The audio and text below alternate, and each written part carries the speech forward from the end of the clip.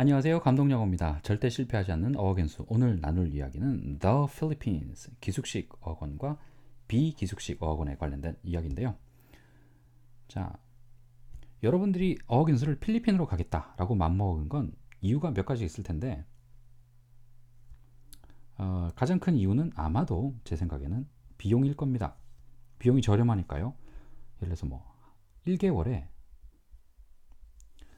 숙식 플러스 공부를 포함해서 무조건 100만 원 이하예요. 그러니까 안 갈 리가 없죠. 그죠? 안 갈 수가 없죠. 굉장히 매력적이니까. 두 번째는 나는 돈은 문제가 아닌데 내 영어가 문제야. 초보. 겁나요, 영어하기. 그러면 필리핀에 가서 1대1로 빡세게 아주 효과적인 방법으로 공부를 한 다음에 다른 영어권 국가로 가세요라고 추천을 받았을 겁니다. 어쨌건 돈이 됐던 영어 실력이 됐던 필리핀을 가기로 마음을 먹었으면 그 다음에 결정이 되는 게 기숙식 어학원을 갈 것인가 또는 비기숙식 어학원을 갈 것인가 이게 남았어요. 근데 대부분은 아마 유학원에서 기숙식 어학원을 밀 겁니다. 이유는 자본주의적인 논리예요. 돈이 되거든요. 상식적으로 생각해 보면 학원에서 영어 수업만 하는 것보다는 여기다가 숙소를 하나 더 가지고 있으면서 양쪽에서 매출을 올리는 게 더 좋을 거 아니에요. 그죠? 만약에 한 달에 내가 100만 원씩 지불한다. 한 달에 100만 원 지불하지 않아요. 근데 계산을 쉽게 하기 위해서 100만 원을 지불한다라고 생각해 보세요. 그러면 나는 유학원에다 100만 원을 내고 또 유학원에서 유학원에서 어학원으로 원으로 얼마인지 모르겠지만 커미션을 받고 돈을 송금을 할 거란 말입니다. 그러면 어학원에서는 자기가 학원에서 매출을 올리고 또 숙소를 운영하는 운영자들 돈을 또 나눠줘야 되는데 자기가 이거 두 개를 다 하고 있으면 이거 다 먹을 수 있으니까 굳이 숙소를 운영하지 않을 이유가 없다라는 거죠. 그죠? 그래서 기숙식 어학원 같은 경우가 이제 지금 대세예요, 대세. 필리핀에서 지금 남아있는 대부분의 어학원 같은 경우는 대부분 기숙식이라고 생각하시면 됩니다. 그리고 필리핀 일부 지역에 비기숙식 어학원이 남아있긴 한데 뭐 어느 지역에 뭐가 유명하냐 그건 좀 다른 편에서 이야기하도록 하고요. 이번에는 이제 기숙식과 비기숙식 내가 어떤 기준을 가지고 나눌 건가 선택할 건가 여기서 얘기를 할 텐데 유학원에서는 대부분 기숙식 어학원으로 추천을 할 겁니다. 왜냐하면 자기도 여기서 받는 금액이 커야 자기가 받는 커미션이 커지길 거기 때문에 대부분 이제 기숙식으로 밀 겁니다. 그런데 여러분은 뭐 유학원에서 뭐 이렇게 하든 저렇게 하든 나한테 어떻게 추천하든 상관없이 내가 중요한 거잖아요. 그죠? 내가 영어 공부하러 가는 게 중요한 거지 뭐 유학원에서 돈 버는 게 중요한 게 아니니까. 그러면 나는 무슨 기준을 가지고 이제 기숙식이냐 비기숙식이냐 두 개를 이제 골라야 되는데 이렇게 생각하시면 돼요. 기숙식 어학원을 가느냐 비기숙식 어학원을 가느냐를 따지면 기숙식은 100% 패키지입니다. 무슨 얘기냐면 하루에 내가 몇 시간을 공부할 건가가 이미 정해져 있어요. 예를 들어서 뭐 하루에 8시간을 공부하겠다. 아니면 10시간을 공부하겠다. 아니면 6시간 하고 다음에 뭘 하겠다라는 이 프로그램이 다 정해져 있습니다. 플러스 숙소죠. 대부분 8시간에서 8시간을 공부를 하게 돼요. 6시간씩 이렇게 뭐 헐렁하게 한가하게 공부하게 내버려 두지 않을 겁니다. 8시간에서 10시간 정도 공부하게 만들 겁니다. 그죠? 그 다음에 비기숙식을 가게 되면 내 마음대로 해요. 예를 들어서 뭐 하루에 진짜 극단적인 예로 2시간만 공부하겠다. 뭐 절대로 그럴 리는 없겠지만 안 그러면 4시간에서 6시간 정도만 공부하고 헐렁하게 공부하고 나머지는 내 마음대로 생활을 하겠다. 그러면 비기숙식을 가야 됩니다. 네. 유학을 해서 상담을 하면 거의 뭐 이런 학원은 추천하지는 않을 거예요. 뭐 필리핀까지 가서 뭐 할 겁니까? 하루에 도대체 2시간 공부하고 나머지는 뭐 하려고 그러는 거예요? 영어도 못 하시는 분이 초보가. 말도 안 되는 생각하지 마시고 최소한 6시간 하세요. 그리고 뭐 8시간도 할 수 있습니다. 똑같이. 이렇게 추천을 할 거란 말이죠. 그런데 가장 큰 차이점은 어디 생기냐면 기숙식은 1대1 수업이 제한이 있습니다. 하루에 2시간에서 한 3시간 정도밖에 안 해줘요. 그리고 나머지 시간은 다 1대5에서 6 소그룹이나 아니면 1대10 이상이 되는 대그룹 수업을 추천을 할 겁니다. 이렇게 짜야 돼요. 이렇게 짜야지 자기들 돈이 남기 때문에. 왜냐면 한 달에 공부 가르쳐줘, 뭐 밥 먹여주고 재워줘, 그리고 100만 원도 안 받는데 돈이 된다? 뭐가 남아야 되잖아요. 잘 보세요. 1대1, 1대5 정도, 1대10. 교사 한 명이 한 명밖에 못 가르치는 시스템과 교사 한 명이 10명씩 가르치는 시스템, 이 수익률이 장난이 아니잖아요. 그죠? 그러니까 아무리 필리핀이 1대1이 좋은 장점이다 라고 해서 가더라도 1대1만 수업을 할 수는 없단 말이에요. 기숙식인 경우에는. 그래서 1대1 수업과 그 다음에 1대5나 1대10 이상이 되는 소그룹, 그 다음에 대그룹 수업 이런 게 막 섞여 있습니다. 1대1 수업과. 그래서 필리핀에 가는 이유가 1대1이 장점이다 라고 하지만 기숙식을 가면 사실은 뭐 정작은 하루에 2시간에서 3시간 정도밖에 수업을 못 한단 말이에요. 나머지는 다 그룹 수업인 거죠. 네, 그러면 이렇게만 보면 뭐 굳이 필리핀을 가는 이유가 있을까? 내가 돈이 문제가 아니라면 1대1이 장점이기 때문에 여기를 가는 게 크게 장점일까? 그것도 생각이 한번 의문점인 거죠. 퀘스천 마크를 한번 던져봐야 되는 거예요. 그런데 비기숙식을 가면 한 달에 100만 원 이하이면서 내가 뭐 하루에 8시간씩 공부하는데 이 8시간을 다 1대1로만 하겠다는 안 될 겁니다. 절대로 예산이 안 나올 거예요. 예. 하루에 뭐 4시간을 하겠다 1대1 수업으로. 조합은 만들어낼 수 있습니다. 비기숙식인 경우에. 그런데 단가가 올라갈 거예요. 네.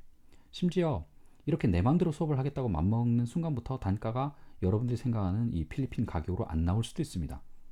왜냐면 자기들도 먹고 살아야 되기 때문에 1대1 수업을 뭐 무한적으로 제공할 수 없단 말이에요. 뷔페도 아니고. 그죠? 그렇기 때문에 여러분들이 이제 굉장히 저렴한 비용 때문에 간다라고 했을 때 1대1 수업은 하루에 요 정도만 수업할 수 있다는 걸 생각하셔야 되고요. 그 다음에 나는 정말 초보기 때문에 1대1 수업만 하고 싶다라고 하면 비용이 올라갈 거라는 거. 네, 그렇게 생각하셔야 됩니다. 자, 첫 번째 얘기가 나왔어요. 그러면 내가 기숙식으로 할 거냐, 비기숙식으로 갈 거냐라고 했을 때 1대1 수업이 정말 마음에 들어서 가는 거라면 내 마음대로 할 수 있는 비기숙식을 갈 거라면 생각보다 돈이 이렇게 싸진 않을 거다라는 거. 그게 첫 번째고요. 두 번째는 이제 또 다른 얘기인데 수업이 끝난 이후에 수업 이외 기숙식은 특히나 그 타이틀이 어학원 타이틀이 스파르타식이다. 스파르탄 그런 거 있잖아요. 300 영어 나온 것처럼 We are Spartan 뭐 이런 식으로 나오는 게는 다 단체 행동이에요. 네, 개인 행동 없습니다. 평일에 어학원 밖으로 못 나갈 겁니다. 잘 안 내보내줄 거예요. 뭐 아프다든지 그런 거 아닌 이상. 그 다음에 주말에 나갈 때도 굉장히 제약이 많아요. 그냥 여러분들을 통제하기 위해서 제약을 하는 게 아니라 안전 문제죠. 예. 숙소까지 자기가 다 책임을 지는데 안전사고가 생긴다. 뭐 총 맞았다든지 뭐 강도 당했다든지 이런 얘기 들리면 굉장히 뭐 치명적이죠. 자기 학원에. 그렇기 때문에 안전을 굉장히 신경을 많이 씁니다.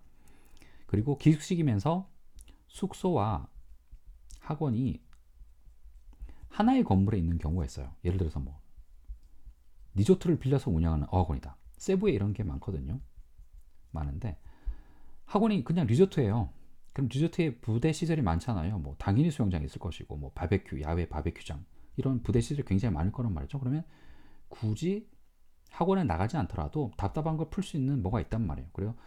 어학원 관계자들도 학생들이 하루 8시간씩 막 빡세게 공부하다 보면 지칠 거라는 걸 알기 때문에 정신적으로 육체적으로 지칠 거라는 걸 알기 때문에 주말에는 약간 이런 프로그램들을 만들어줍니다. 뭐 맥주 파티라든지 뭐 바베큐 파티라든지 뭔가 이렇게 만들어줘요.